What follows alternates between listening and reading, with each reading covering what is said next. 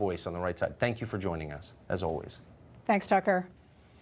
Meanwhile, we've been saying it for years. Now there is hard scientific evidence that big tech is, in fact, harming our children. A new 60 Minutes report this week highlighted research that shows children who use tablets, smartphones, and other screens for more than 7 hours a day, and that's a lot of kids, believe it or not, are developing different brain structures. Their brains are being damaged by this.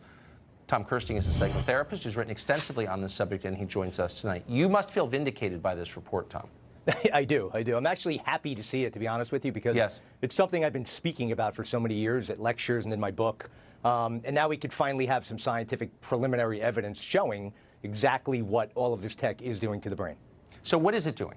Well, first of all, the area of the brain called the cortex, which is the outer layer of the brain, the preliminary study that the researchers conducted shows a premature thinning of that part of the brain, okay?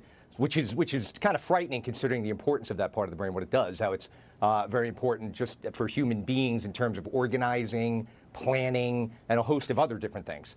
Another component that you don't hear much about is something called neuroplasticity, which is actually the greatest breakthrough in modern day psychology.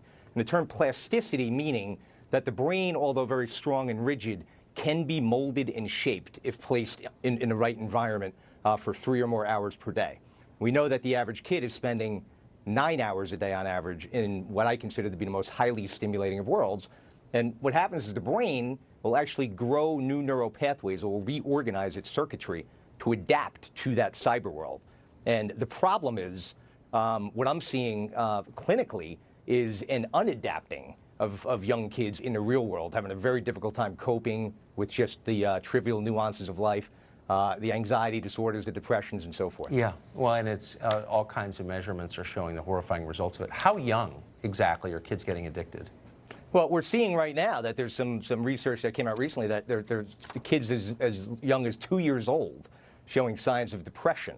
And right now the average age for first smartphone issuance is about age 10. And, when I give lectures, every parent knows that this is bad, but it's sort of, what you talk about, you love the term groupthink. I use the term social conformity. We tend to do what everybody else is doing. And parents, anybody listening, you have got to do what is in the best interest of your child, not what everybody else around you is doing. So can you just give me the 20-second answer to the question I always ask you, which is, why are we so passive in the face of this? If 2-year-olds were huffing on Marlboros, we'd say, you know what, no, not allowed. But we just sort of sit back and let our society collapse in the face of this. Why? Well, the reason, in my opinion, the reason why is, and I always talk about common sense, all right? It's pretty clear if we go walk around and everybody's got their heads buried in a device all day long. You pull up to a traffic light and they can't even contain themselves for a minute without looking at their device. It's pretty clear that it's having an impact on their behavior. Now, the reason why nobody's doing anything about it is because we're always looking for scientific evidence, all right? And now we have some of it, and we're going to start seeing a lot more of it. And we're going to start seeing some changes as a result, Tucker. Yeah, and we waited too long for the studies to confirm the obvious. Tom, thank you very much. Thank you.